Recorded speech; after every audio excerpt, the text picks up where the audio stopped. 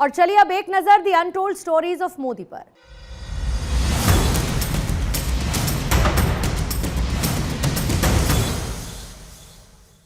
भरूच में रामशिला पूजन की पहली सभा हुई, जहां नरेंद्र भाई और मैंने भाषण दिया। उस भाषण को पूरे गुजरात में फैलाने के लिए नरेंद्र भाई ने योजना तैयार की और रामशिला का संदेश सभी लोगों तक पहुंचाने का आदेश दिया। ये कहना है साध्वी ऋतंभरा का।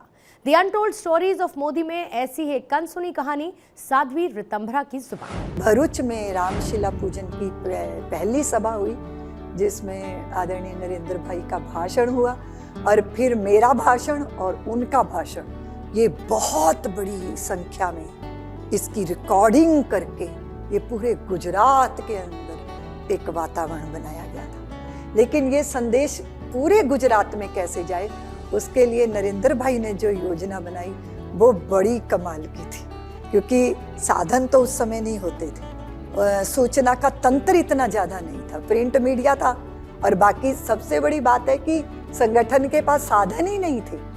तो उन्होंने कहा कि अहमदाबाद से जिस दिशा में जो ट्रेन जाएगी तो सारे कार्यकर्ता उस ट्रेन में जो है अलग अलग दिशाओं की गाड़ियों में सवार हो जाएंगे और वहाँ जितने भी यात्री हैं या जहाँ वो ट्रेन पहुँचेगी वहाँ तक ये रामशिला का संदेश देना है और राम जन्मभूमि के आंदोलन का संदेश देना है। तो मैंने देखा कि नरेंद्र भाई जो सब लोग जहाँ से सोचना बंद करते हैं वहाँ से उनकी सोच प्रारंभ होती है। तो ये भगवान ने, भगवती सरस्वती ने उनको ये आशीर्वाद दे रखा है। उनकी एक ही चिंता थी कि सज्जन शक्तियों को संगठित होना चाहिए। उनकी एक ही चिंता थी कि जातियों की दीवारें ध्वस्त होनी चाहिए।